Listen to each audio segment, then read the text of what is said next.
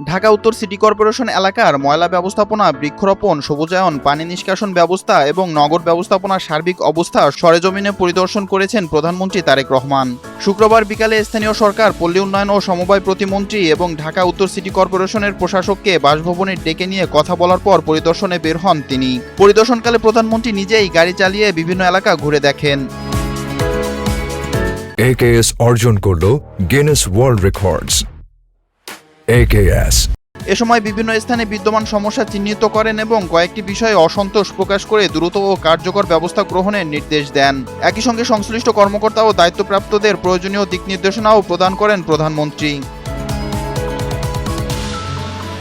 এ সময় স্থানীয় সরকার, পল্লী উন্নয়ন ও সমবায় প্রতিমন্ত্রী মীর শাহে আলম, ঢাকা উত্তর সিটি কর্পোরেশনের প্রশাসক শফিকুল ইসলাম মিল্টন, বিএনপির বিশেষ সম্পাদক বেলায়েত হোসেন, প্রধানমন্ত্রীর একান্ত সচিব মেহেদুল ইসলাম এবং সহকারী একান্ত সচিব আব্দুর রহমান সানি উপস্থিত ছিলেন।